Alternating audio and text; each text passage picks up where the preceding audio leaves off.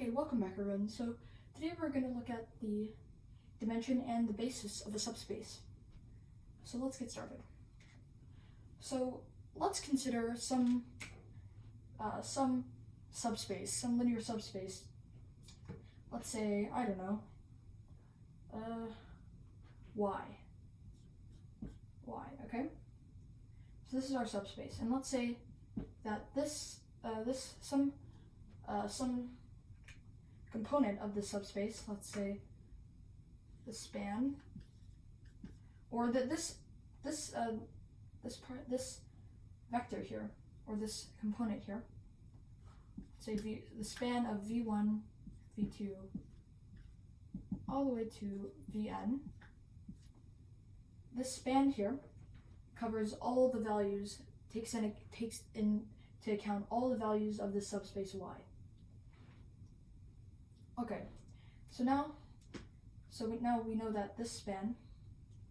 So we know that the span, and let's call this set here. Let's call this set here set v. We know that the span of v is going to be y, and we also know that this set here, v, is linearly independent. We also know this. So now what assumption can we make? Well, we can actually say that this set here is a basis for our subspace y. So let's look at a counterexample just so you can get better intuition on why this is the case. So let's take the set, I don't know, w, sure, w equals, and let's say that it includes all the components of v, but it also includes this other vector. Let's call it the interesting vector, so v sub I, right? And let's say that v sub I is just equal to, I don't know, 2 times v1 minus v3, this is purely random, plus, I don't know, let's say 10v sub 10. That's very random, like I said. So now, just with this information, we know that this set of vectors, including all of this and this extra vector, is linearly dependent, because some combination of all of these vectors make this vector here. And I'm going to give you a slight recap. What linear independence is, well, we know this, right? We know that if some linear combination of our vectors Cn, Vn, well, we're gonna not include this, plus, right, is equal to some vector v1. We'll call it, well, in this case, it's actually going to be, we'll write it in this case, v is equal to vi, right? And through this, well, let me just explain what's going on here. So we're taking, in linear independent, when a, how do we word this? When a set of vectors is independent, well, if a set of vectors is dependent, then this is going to be true. Or the fact that if you take some linear combination of these, then we're assuming that since this, we're assuming that this is dependent, then it must be equal to our other vector here. In this case, we're using the interesting vector, right? Because it's interesting. So that's the definition of independence, and we can rewrite this as -1 times vi plus, and this we can actually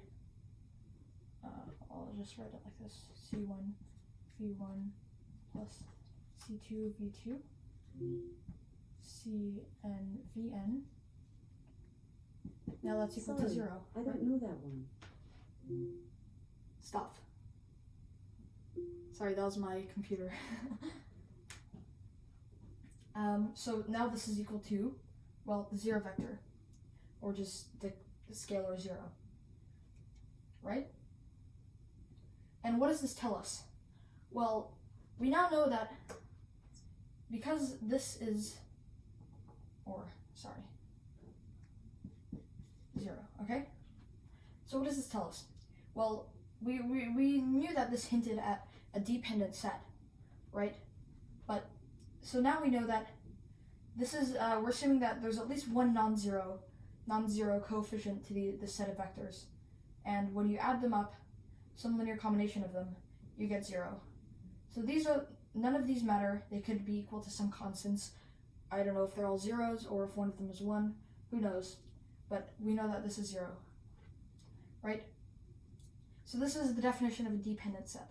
At least one of these has to be non-zero. Now, what if all of these coefficients are 0, so they're equivalent to each other? Well, that means that they would be independent, right? Because the only solution for this equation then would be for all of the constants to be equal to 0. Just a quick recap there. But since one of these coefficients is equal to -1, which is non-zero, of course, then we know that this set is going to be dependent, right? Because you can think of it as like this: our special vector I, in this case, v sub I, this vector here, is dependent on some of these, a few of these, or all of them, because most of the coefficients are just going to be equal to 0. Okay. So just to continue now. So now since we know that this vector here is dependent, we know that this entire set of vectors is now dependent. So they're dependent on one another, right? And now we can say that this is no longer a basis for this subspace Y. Why is that? Well, because we added an extra vector which did not have to be included within the set to span the same subspace. Well, why does that matter? Because, well, we already know that this subspace here, or this set here, so the span of W is still going to be all the values in Y, if this is true. But the catch is that, like I said, there's an extra vector here which didn't have to be included here. So there's some redundancy within this. However, here, all of these units are required for the span to be, well, functional, for it to span this subspace.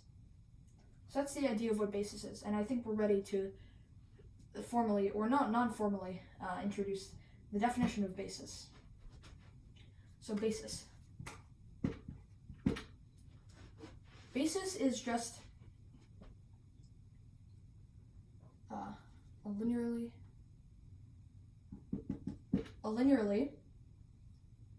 independent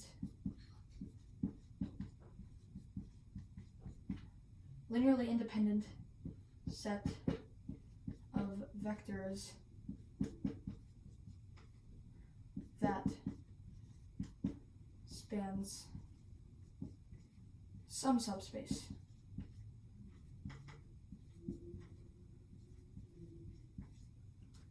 That's what basis is. Okay?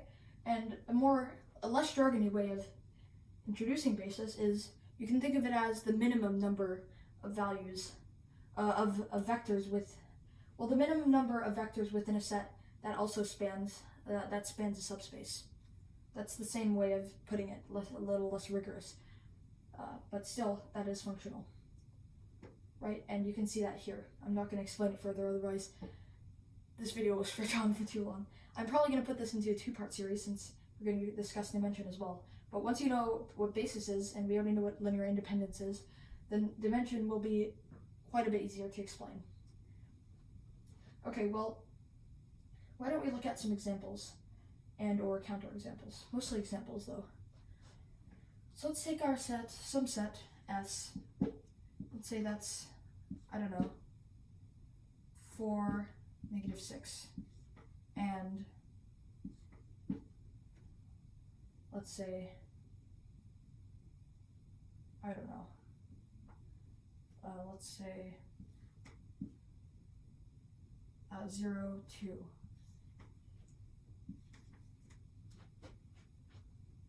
And this is some member, this is a member of some kind of subspace. So this is a member of the set, this is some kind of subspace.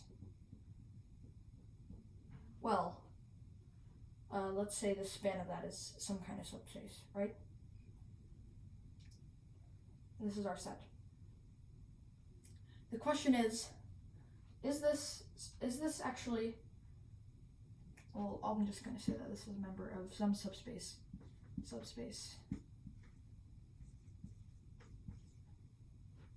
Now the question is, we have to start off by asking, does this span R2? In this case, this is obviously a member R2, which is a subspace of Rn. And what we want to ask first, like I said, is the span of S equal to R2? So do all the linear combinations of this add up or sum up to R2? Well, let's check that. There are a few ways to check it. I'll use a different way, maybe a more complicated way, but obviously a much more interesting way.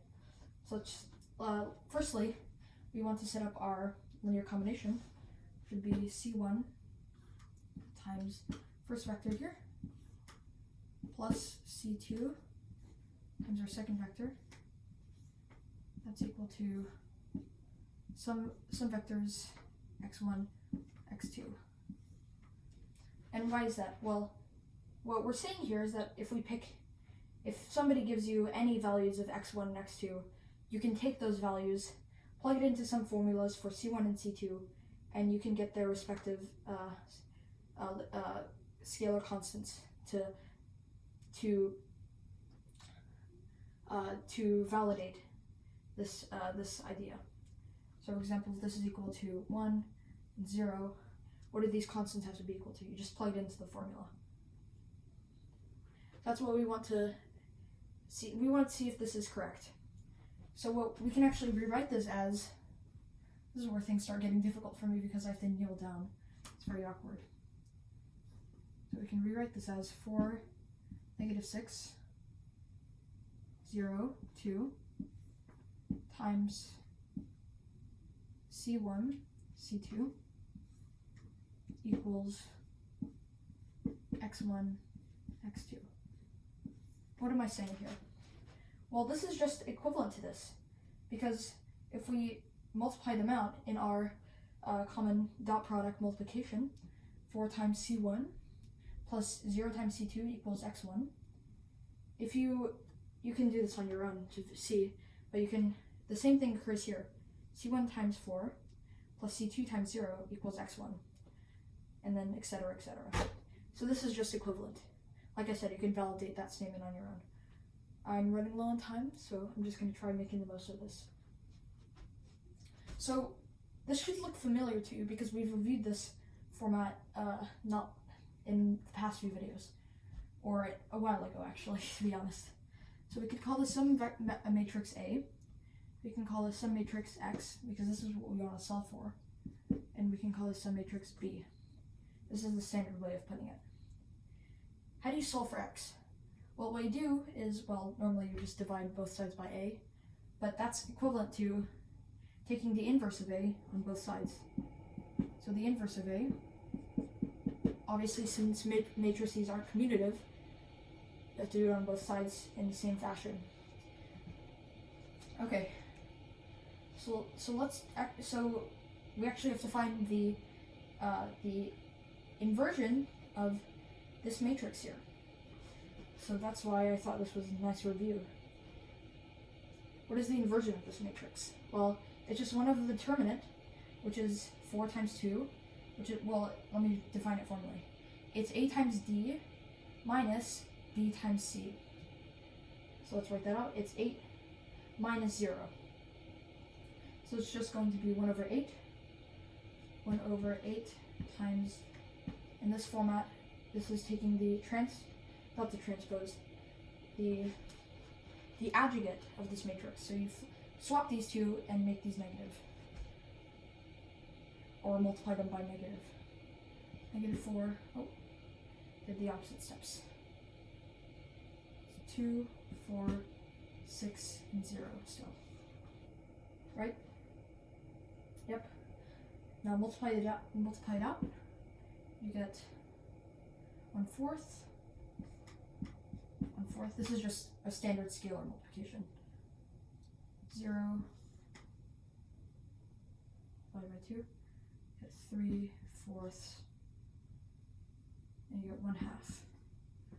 Pretty standard. Now we just multiply this by our b here, which is just x1 times x2, or x2, x1, x2.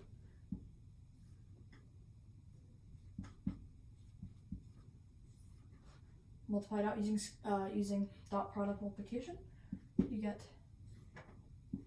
1/4 x1 times 0 x2, so it's just x1 times 1 over 4.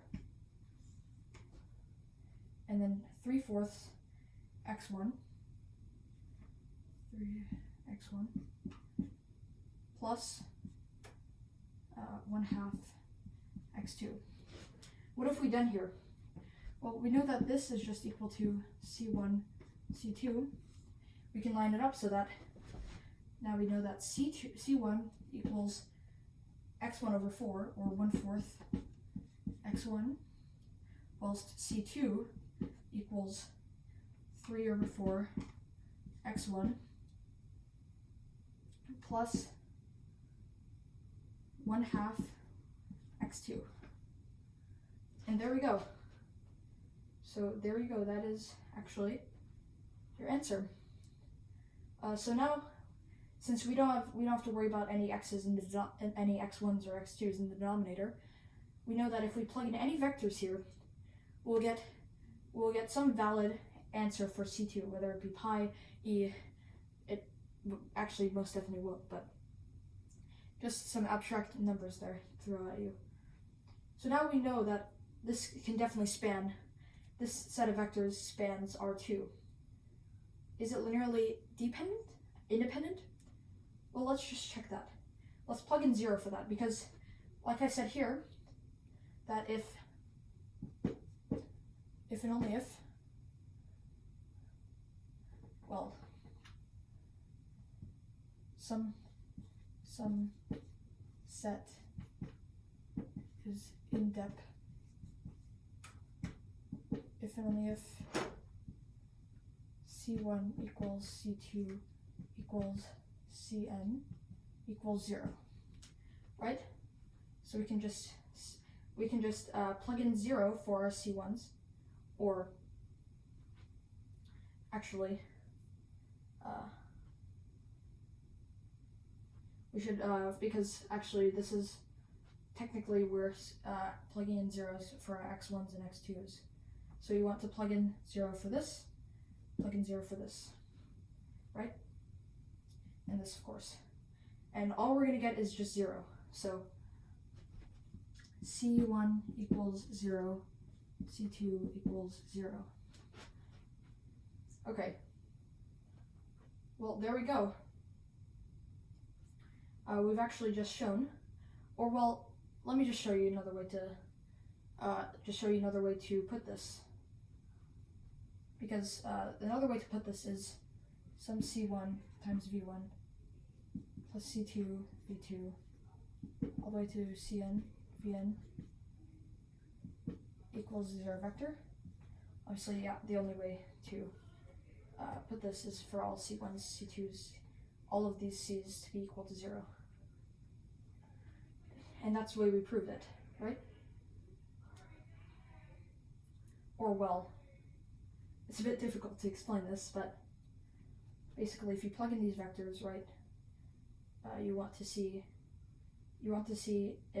plug in our x1s and x2s, because that's the zero vector. So we can rewrite this as the zero vector. You want to plug in the zero vector for these values here. So it's the two-dimensional origin, and we just solve. So in other words, we're just plugging in x to these formulas here, and we get the result C1 equals 0, C2 equals 0. So now we've just proven that not only does the set of vectors span R2, which is which is important because that's where we're trying to see if this is a well, I forgot to write the question. Is this a basis for R2? Is this a basis for R2? Well, now we know that it actually is, because not only does it span R2, but there's also no redundancy. In other words, it's linearly independent. So that's going to be it for this video. I'll definitely do a part 2 because there's a decent amount more to talk about, and I'd like to show some more examples. So hopefully you enjoyed, and hopefully you learned something new, and have a nice day.